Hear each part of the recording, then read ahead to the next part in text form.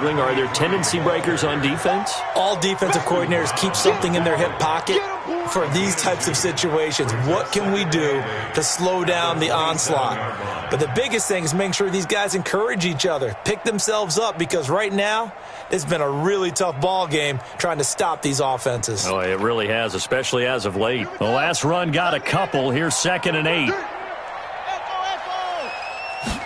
Here's 2nd and 8. It's complete to Robinson. And he'll go out near midfield at the 49. A gain there of 21 yards.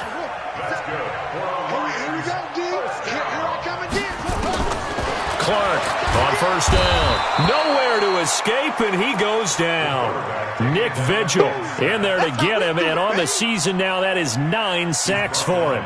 Now, we talk about players blitzing all the time. I often laugh and sometimes call it just straight-ahead pursuit. What a running start right back to the backfield for him. Yeah, it really didn't give anybody a chance to get up there and stop him. No, I mean, that's really, really difficult. You're asking a whole lot anyway, but when he gets that kind of a start and comes through clean, oftentimes the advantage definitely goes to the defensive player. This offense in desperate need of a conversion as they come up on 3rd down. From the gun, Clark. And that is incomplete. You can tell they were hoping for a flag there offensively. Several on the sideline motioning, hey, why not a penalty? Why not a penalty? What did you see? Yeah, I think you've got to let them play, and the officials are instructed. If there's contact coming from both sides, no flag. Let them fight it out. And forces 4th down. And he didn't quite have the backspin on that one. It hits at the 4 and continues into the end zone. It's a touchback.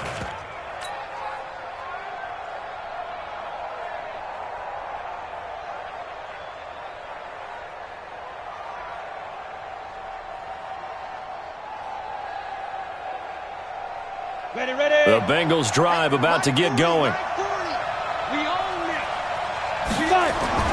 Here's Stick on 1st and 10. And he'll find Hall. And he's got it past the 30 before he's hit and dropped. It's a gain of 13, and the Bengals have a 1st down. They'll look to throw here on 1st down. And that's going to be incomplete. Too tough to hold on to that one. It's 2nd down. Even without a ton of pressure in his face, it just shows how difficult it is to pick apart his own defense. Those guys are sitting back, and they're not playing receivers as much as they're playing the eyes of the quarterback and when he delivers the ball. Eluding the pressure right. And that one got tipped. Kind of threw everything off. It brings up 3rd. Well, that's a perfect example of how he was named NFC Defensive Player of the Week from last week's game. He is just all around the football right now, isn't he? That he is, and it's funny because I talked with the coaching staff about drills that they do in practice, and one of them is called matching hands. And as soon as that hand is launched by the quarterback, you throw up the opposite hand and match that hand with the QB, and oftentimes you're able to knock it away, as we just saw there. He finds his running back, Mixon. And he'll be tackled right on the chalk of the 45. 12 yards that time and a Cincinnati 1st down. There are a lot of tough routes to try and cover. When you see a runner come out of the backfield and run this angle route, looks like they're going to the flat, and then they put their foot in the ground and cut back sharply inside. Not easily covered, and then when they catch it, good momentum built up by them as well. And able to pick up the 1st. Call it a gain of 4 on 1st, and that'll make it 2nd down.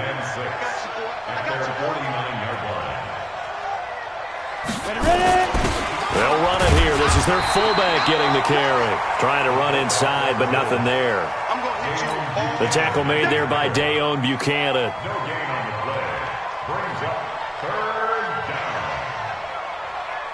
Ready? 15, line it. 15 line. Hey, orbit. Mike 20. On 3rd down, he'll drop to throw. He'll find his running back, Joe Mixon. And he'll lose yardage on the play back at the 45-yard line. That'll go as a loss of 5. And it'll be 4th down. Anger is on to punt, and he gets this one away. Yeah, he was looking for the checkup bounce, didn't get it. That scoots all the way into the end zone now for a touchback.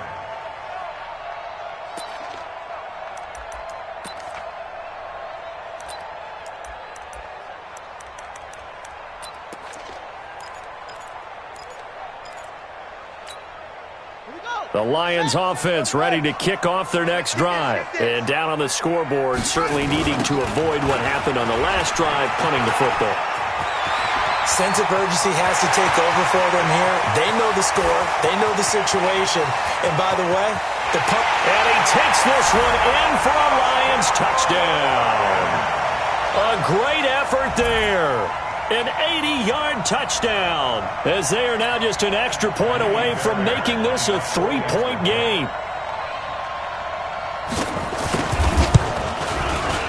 Extra point by Fairbairn, up and good. And that cuts the lead to 3, 24-21. So after the touchdown, Martin now on to kick this one away.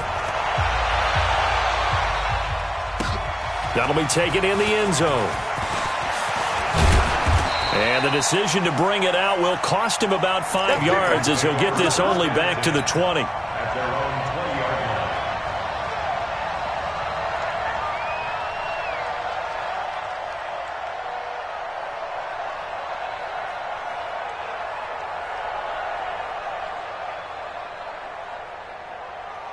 The Bengals drive about to get going. And they've got the lead here getting late into the third quarter. And the passing game for them, it's been terrific. We've seen that. But the rushing game, almost non-existent. And with the lead and trying to finish this game off, they need the running game to come back to life. They need to get sparked that way, take some time off the clock, and keep the ball away from their opponents. Meanwhile, they take a shot to start the drive, but this is going to wind up incomplete.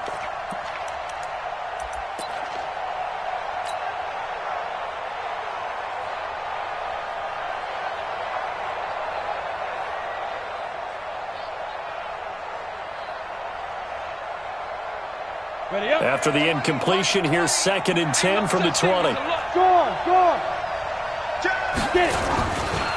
Nixon will try the right side. They'll wind up getting 10 back as that sets them up for 3rd down.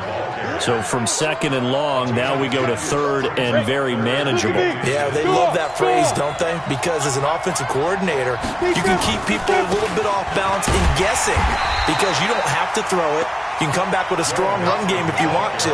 And if you're in 4-down territory, that really opens things up for you. And that's called winning at the point of attack, isn't it? Right there at the line of scrimmage. I know he's a little bummed out now. He doesn't get credit for a tackle for a loss, but no gain, his guys will take that. And speaking of winning, to be as cheesy as we can, he was the winner of the NFC Defensive Player of the Week award from last week, so he's really stringing together some good football. So not only did he get a gold star, he might have gotten a gold watch too, huh?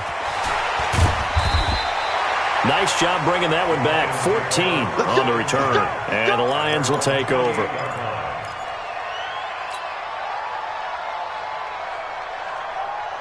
The Detroit offense ready to begin their drive. And they hit the home run last drive. One play on the ground all the way to the house. Now the defense, maybe they're expecting a run here.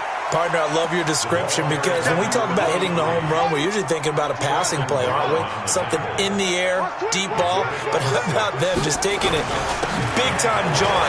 Now they're coming back out. Now they've established this run game. Through an opening, and there he goes.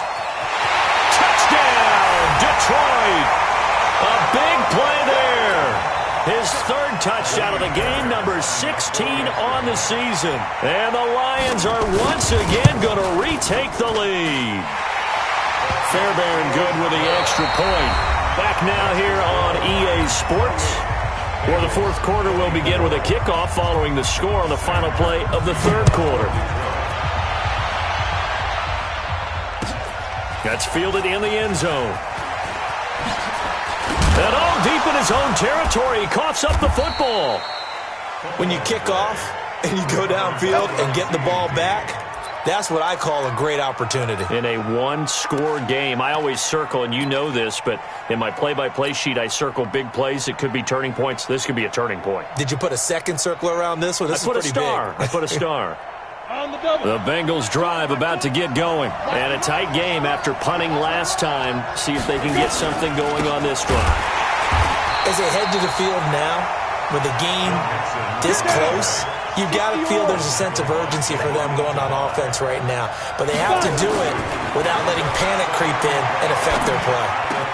And now the throw hauled in by Green. And he works it across the 25 before being tackled. Give him 14 on that one and a first down. Tell you what, he's been able to put the ball in some tight spots all game long. That throw, no different. Yeah, a lot of people would call it a gutsy type of a throw. I think he looks at it as, I can do it, so it's not that big of a deal to me, and I'm going to keep firing. Now Joe Mixon. And he'll get about 3 here as he's out to the 30. 3 yards on that last carry. Here's 2nd and 7. They'll throw on 2nd down his stick. Oh, he's able to outmuscle him here as he pulls it in. 19 yards to pick up there. Move the chains. I know many people like to throw to the tight end, maybe in a little flexed out position because he creates mismatches with his size. But slot receivers do the same thing with their quickness, their speed, and their route running savvy. Mixon with a first down carry. And he's going to get it across the midfield stripe into Lion territory. 2 yards on the pickup there. It'll be 2nd and 8.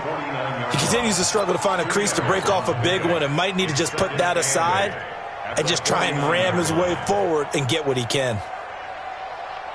The last run good for 2. Here's 2nd and 8. 61. Matchbox lights. 27. Once again, they run with Mixon. And a 6-yard gain gets him right around the 43. This has been an up and down, back and forth type of a game, hasn't it? Maybe this long drive, take a little bit of the wind out of their sails, kind of settle things down a little bit. The Bengals on 3rd down. They've had good success, 5 for 8 to this point. This time it's 3rd and 3. Now that'll be caught by Kupp. And he'll go out of bounds after taking it a little further down inside the 40. Timing is everything, and they work on this cut all the time. They work on all the timing patterns, and this time it paid off for them.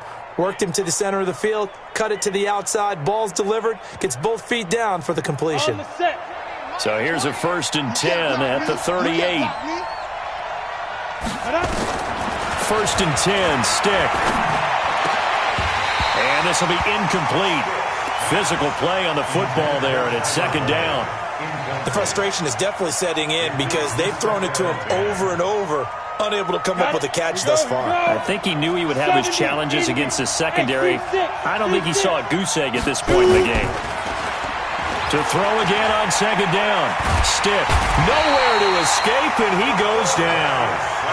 Charles, not to point fingers, but how much of this goes on the shoulders of the offensive line? Well, look at the 6 sacks last week. That's the 4th in this game. Definitely the bulk of it does go on the offensive line. That's what they're tasked with doing, keeping their quarterback upright and clean in the pocket. But I think they have to look at, okay, are we bringing in extra people?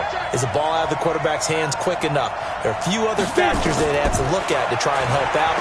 But you're exactly right. It starts with the O-line. Now a clash of bodies here, and it's intercepted. Picked off at the 24. Well, it's 3rd and long, and you've got a few different ways to play it offensively. But this is not the type of offense that's going to wave the white flag. They're going to keep chucking it. And this time, it results in an interception. Here's Anderson as they begin this series on the ground. He'll get a nice chunk there on the 1st down run, and it's 2nd and 4. Got to figure now, after getting that turnover, they're just going to be happy to keep the ball on the ground, right? This is where covering the football, taking care of the ball, all the ball security terms that have ever been used, they come into play for the guys on offense right now. Just take care of it, and they've got a good chance of ending up winning this game. The Bengals going to use the 2nd of their timeouts. That's going to be their 2nd. They'll be left with 1 more plus the 2-minute warning, and we'll be back.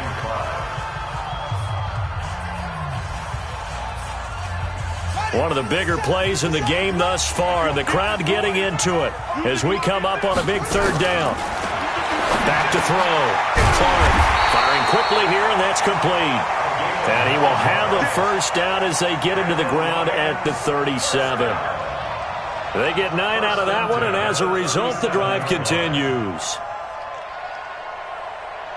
They don't need to run another play here before the 2-minute warning.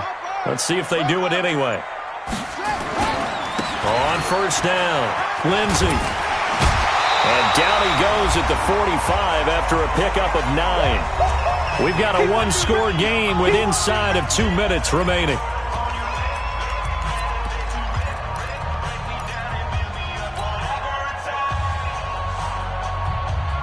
So the Lions in possession of the football as we welcome you back. And let's see what they've come up with offensively after having time to talk it over. And he'll be brought down just shy of midfield at the 49-yard line.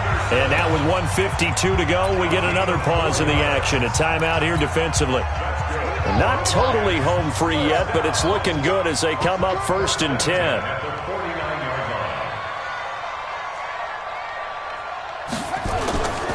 They'll run on first down. It's Lindsey. And I think this defense knew what was coming as he is smothered behind the line. They'll wind up losing 3 yards here. And it'll bring up a 2nd and 13.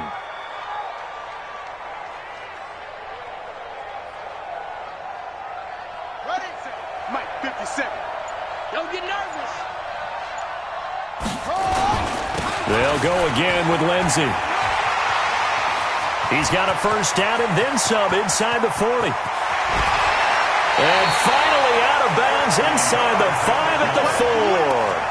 A big play there for Detroit. And even 50 yards on the ground. It's 1st and goal and a late touchdown at this stage. Could officially salt this one away. They'll run Anderson. And he'll keep working toward that end zone as he's down to about the 2-yard line. It's a gain of a yard, and it'll set up 2nd and goal. Well, he did get a taste the previous week. He got into the end zone trying his best to get there in this game. So far, he's been denied. If nothing else, they've already taken a couple minutes off the clock here already as they come up 2nd down. And I think they stopped him again. They did at the 1-yard line. It'll go as no gain on the play, and now they're looking at a 3rd and goal. They'll try to run with Lindsey. Boy, no chance as he was met and dropped behind the line there. So this one's over. It's a win for the Detroit Lions, and they were spurred on by a strong performance in that 4th quarter as they held their opponents off the scoreboard. Everyone wants to pitch a shutout for the entire game, but when you throw one in the 4th quarter, that tells everyone that you're getting stronger and dominance is starting to take over, right? The way that you close, the way that you finish, that gets preached to you from the time you're playing Little League football all the way up through. And they closed them out with a big-time performance down the stretch.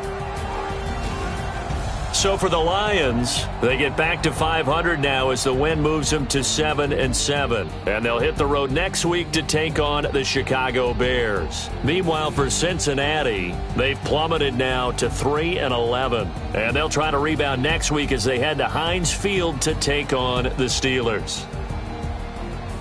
So for Charles Davis and our entire crew, I'm Brandon Gaudin. Next game, guess